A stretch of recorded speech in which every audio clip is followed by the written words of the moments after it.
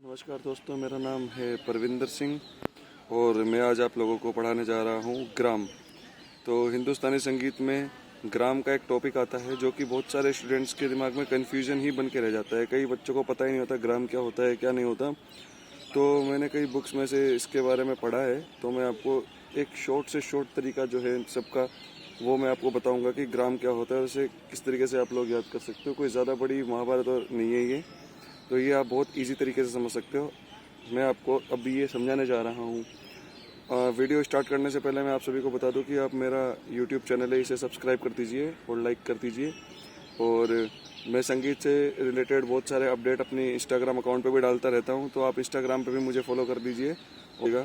चलिए हम टॉपिक पर आते हैं कि ग्राम क्या है। ये ग्राम जो है ये बहुत ही इंपॉर्टेंट टॉपिक है। आप कैसा भी एग्ज़ाम दे रहे हैं, जैसे एनवीएस का एग्ज़ाम दे रहे हैं या केवीएस का दे रहे हो, या फिर आप सेट का एग्ज़ाम दे रहे हो या फिर नेट जेआरएफ का एग्ज़ाम दे रहे हो, तो उसके अंदर ग्राम के टॉपिक में से एक दो क्वेश्चन जरूर आ जाते हैं। तो देखिए ग्राम क्या होता है। तो कई बच्चों से मैं पूछूं जैसे कि ग्राम क्या होता है, तो कई बोलेंगे कि सर ग्राम जो होता है 1 किलोग्राम होता है, मिलीग्राम होता है और ग्राम होता है, भार नापने की इकाई ग्राम होती है। कई बच्चे ये बताएंगे। कई बच्चों से पूछो तो वो बोलेंगे कि सर एक गांव होता है जिसे गांव को ग्राम कह सकते हैं हम। तो मैं आपको सबसे सिंपल तरीका बताता हूँ कि ग्राम जो होता है ना संगीत में, वो एक गांव की संज्ञा होती है। जैसे गांव में बहुत सारे लोग रहते हैं, ऐसे ही ग्राम के अंदर, संगीत के अंदर जो ग्राम है, इसके अंदर बहुत सारे स्वरों को रखा जाता है। जैसे कि ग्राम शब्द जो है संस्कृत भाषा के ग्राम शब्द से लिया गया है, जिसका साधारण अर्थ है गांव, है ना। जिस प्रकार बहुत से मानव परिवारों के रहने के स्थान को गांव कहा जाता है, उसी प्रकार स्वरों के रहने के स्थान को ग्राम कहा जाता है। ठीक है, ये क्लियर हो गया। अब ग्राम को आप कैसे बोलोगे, अब आपको ग्राम याद रखना है गांव से। जैसे गांव में बहुत सारे लोगों का घर है, बहुत सारे लोगों का परिवार रहता है, ऐसे ही ग्राम के अंदर बहुत सारे स्वरों का समूह होता है, जिसे कि ग्राम कहा जाता है संगीत के अंदर। ठीक है, अब देखिए पंडित अहोबल ने ग्राम कैसे कहा है। पंडित अहोबल ने स्वरों के समूह को ही ग्राम कहा है ना। तो पंडित अहोबल के अनुसार ग्राम क्या है, तो पंडित अहोबल के अनुसार स्वरों का समूह ग्राम कहलाता है। ठीक है, और पंडित शारंगदेव के अनुसार ग्राम क्या है। देखिए पंडित शारंगदेव कहते हैं कि ऐसा स्वर समूह जो मूर्छनाओं का आधार हो ग्राम कहलाता है ना। शारंगदेव ने कहा है कि ऐसा स्वर समूह जो मूर्छनाओं का आधार हो वो ग्राम कहलाता है। ठीक है, अब देखिए हमारे संगीत में ग्राम कितने प्रकार के माने गए हैं। हमारे संगीत में ग्राम जो है वो 3 प्रकार के माने गए हैं। आप इसको याद कर लेना कि संगीत में ग्राम जो है 3 प्रकार के माने गए हैं। ठीक है, पहला ग्राम है षडज ग्राम, दूसरा ग्राम है मध्यम ग्राम और तीसरा ग्राम है गंधार ग्राम। ठीक है, तो देखिए षडज ग्राम क्या होता है।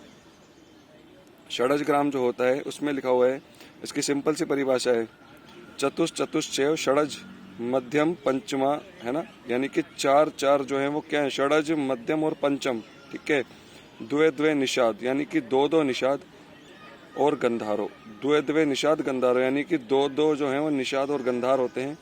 त्रिस्त्री ऋषभ धेवत यानी कि ऋषभ और धेवत जो है वो 3 होते हैं। देखिए सा म पा षडज मध्यम पंचम जो है वो 4 स्वर होते हैं। ठीक है, और उनके 4 श्रुतियां होती हैं। ठीक है, और गा और नी की 2 श्रुतियां होती हैं। ठीक है, और रे और धा की 3 श्रुतियां होती हैं।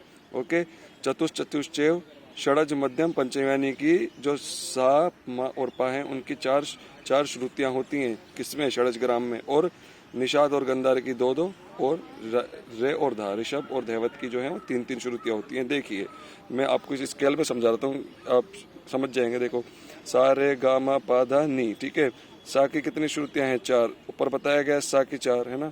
माँ की कितनी है, माँ की भी 4 हैं। ठीक है, और पा की कितनी है, 4। ठीक है, अब गा की कितनी है, गा की 2 है, तो गा की 2 लिखा हुआ है यहाँ पे। ठीक है, निषाद की कितनी है, निषाद की 2 दिखाया, तो यहाँ पे 2 श्रुतियां लिखी गई। ठीक है, रे और धा की कितनी श्रुतियां, 3 और 3। अब देखिए जो षडज ग्राम है इसके अंदर क्या है, जैसे हम श्रुतियां लिखते हैं ना, 1 2 3 4 ऐसे टोटल एक स्केल में 22 श्रुतियां होती हैं। ठीक है, सा से लेकर नी तक 22 श्रुतियां मानी गई हैं। तो षडज ग्राम में जो है स्वरों को जो रखा गया है वो चौथे नंबर लास्ट नंबर पर रखा गया। जैसे षडज ग्राम में सा है उसकी 4 श्रुतियां हैं, है ना, 1 2 3 4, तो उसमें चौथे नंबर पर स्वर आएगा 4। ठीक है, फिर चौथे के बाद में रे 3 नंबर, फिर 4 के बाद 3 नंबर छोड़ेंगे, 5 6 7, तो 7वें नंबर पर रे होगा। ठीक है, रे के बाद गा की श्रुतियां 2 हैं, तो 7 में 2 जोड़ देंगे तो गा जो है हमारा 9वें नंबर पर होगा। इसी प्रकार 13 17 20 और 22 नंबर पर षडज ग्राम की श्रुतियाँ होती हैं स्थापित। तो षडज ग्राम 7 स्वर से शुरू होता है, ठीक है। षडज ग्राम जो है वो हमेशा 7 स्वर से शुरू होगा, ठीक है। ये क्लियर है इतना। अगर इससे रिलेटेड कोई कंफ्यूजन हो तो आप मुझे इंस्टाग्राम पे मैसेज कर सकते हैं। तो अब हम बात करते हैं मध्यम ग्राम की। मध्यम ग्राम क्या होता है? देखो, षडज ग्राम में पंचम स्वर 17वीं श्रुति पर है। क्लियर है? 17वीं श्रुति पर है। अगर आपको नहीं पता है तो मैं एक बार आपको दोबारा दिखा देता हूँ।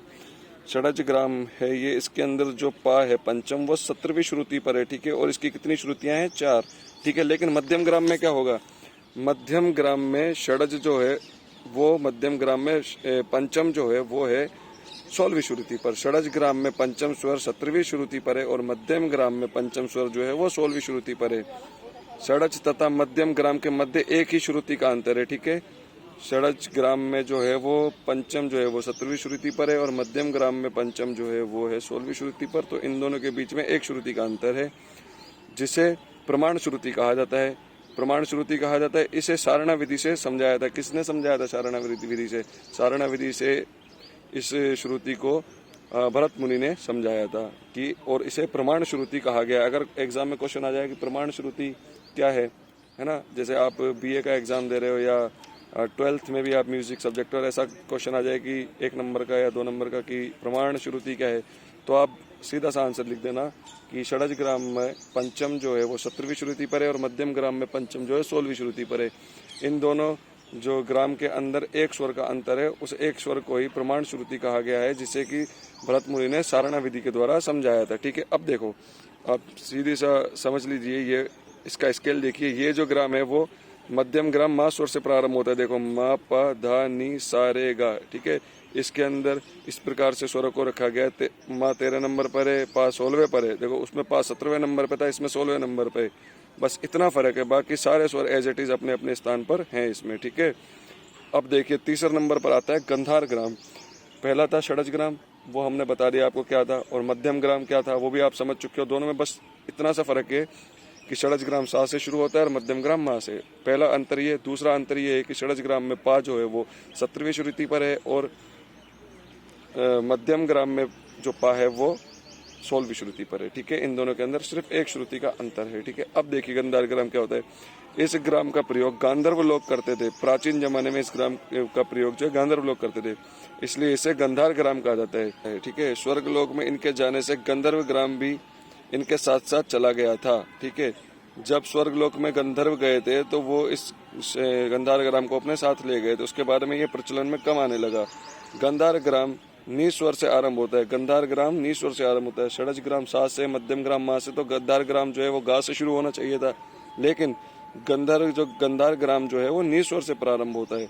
वास्तव में इसका नाम निषाद ग्राम होना चाहिए था, लेकिन विभिन्न मतभेद होने के कारण इस ग्राम का वर्णन कहीं नहीं मिलता है, इसलिए आजकल ये गंधार ग्राम जो है लुप्त हो चुका है, ठीक है। बिल्कुल कोई नहीं गाता है, कोई नहीं समझता है इसको, ठीक है। और जो प्रचलन में है आजकल वो है षडज ग्राम। हम सब आजकल जो संगीत सीख रहे हैं, हिंदुस्तानी क्लासिकल म्यूजिक को षडज ग्राम पर ही सीख रहे हैं। मध्यम ग्राम भी आजकल इतना काम नहीं आता है। इसी के साथ मैं अब ग्राम के इस विषय को मैं विराम देना चाहूँगा और आशा करता हूँ आप सभी को मेरा ये सिंपल मेथड समझ में आया होगा। अगर आपको नहीं समझ में आया है तो आप मुझे इंस्टाग्राम पे फॉलो कर लीजिए। आप मुझसे वहाँ पे भी विचार विमर्श कर सकते हैं इस टॉपिक के ऊपर, या आपका और कोई कन्फ्यूजन है, आपको किसी टॉपिक में कोई समस्या है तो आप मुझे कमेंट करके भी बता सकते हैं वीडियो के लास्ट में कमेंट बॉक्स में कि मुझे ये टॉपिक समझ नहीं आता, तो प्लीज़ इस टॉपिक पे वीडियो बनाइए। तो मैं उस टॉपिक पे भी वीडियो बनाऊँगा आप लोगों के लिए।